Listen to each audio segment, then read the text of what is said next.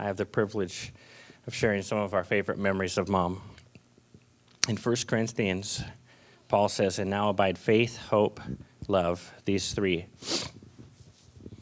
But the greatest of these is love." Today, these are my words to describe my mother, Linda Van Valkenburg, a woman of great faith, hope, and love.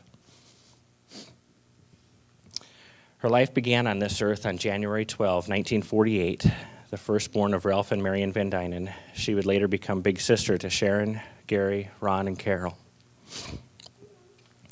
Her life would forever change in September of 1965 when she met my dad. At the ripe old age of 16, Dad was forever taken with her. But to Dad's dismay, she did not share his enthusiasm. It was the spring of 1966 that they had their first date, and Dad must have done something right because they were together from then on. Dad was pretty slick in their courtship. I've heard the story of how Dad picked her up from work one day and told her the passenger side seat was broken, so she would have to sit in the middle next to him.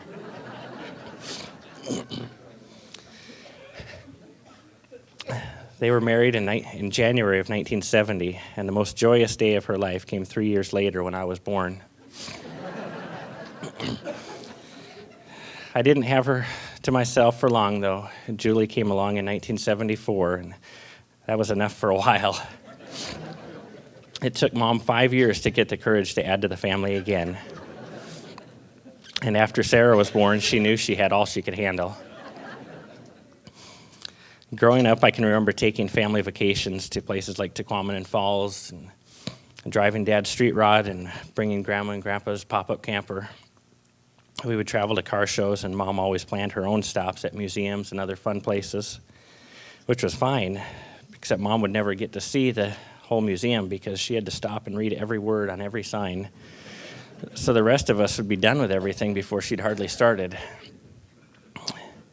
Every year we would go and pick fruit and vegetables, and Mom would can them, and there was never a need for Del Monte in our house. Growing up, Mom never gave her business to Duncan Hines either. There were always fresh cookies in the house, and I never had a store-bought birthday cake. She was always able to make the most amazing cakes. Probably one of my favorites was a circus train when I was probably 4 or 5 years old.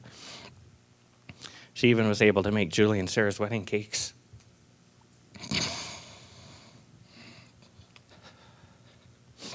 It was just one of the ways that she expressed her love for us. Speaking for Julie, Mom was known as a penny pincher, teaching us how to stretch a dollar by cutting apart toothpaste tubes and lotion bottles to get every last drop, and even scraping out eggshells. Mom was never one to be wasteful. If we didn't clear our plate at a meal, it was sure to show up the next meal.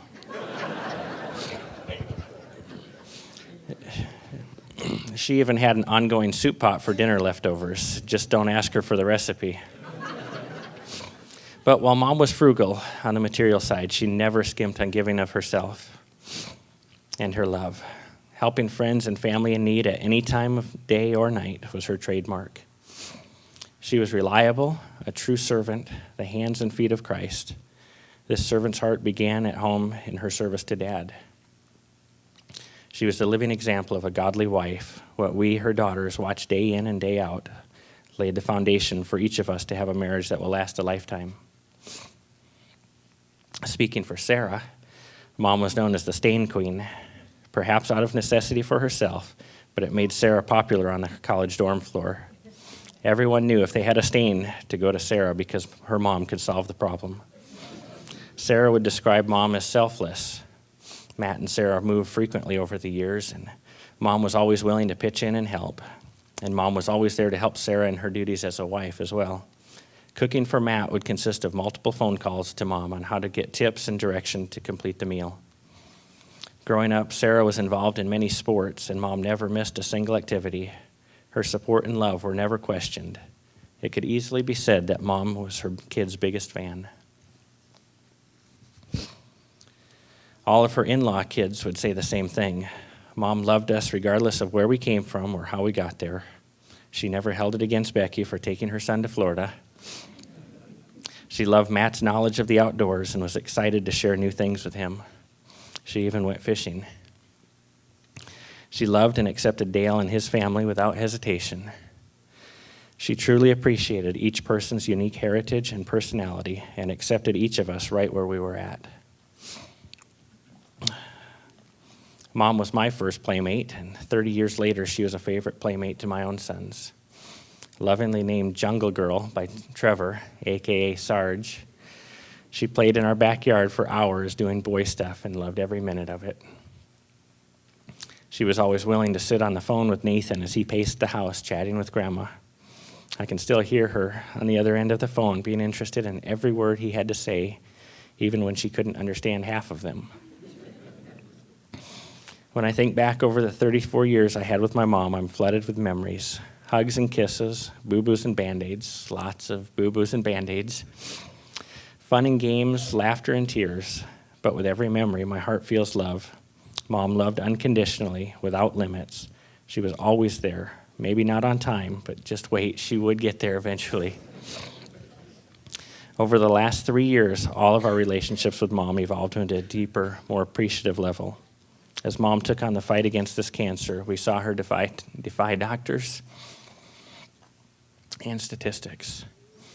She stood firm on the promises of God, and despite loving concerns from others on the path she chose, she never doubted the power of good nutrition, a positive mind and mouth, and the blood of Jesus. Mom always told me to eat my vegetables growing up, and now armed with an arsenal of books on nutrition, she could now back up her claims that they really were good for me and not just something a mother has to say. So in honor of Mom, I want to remind you that water's good, pop is bad, and you need to eat your veggies.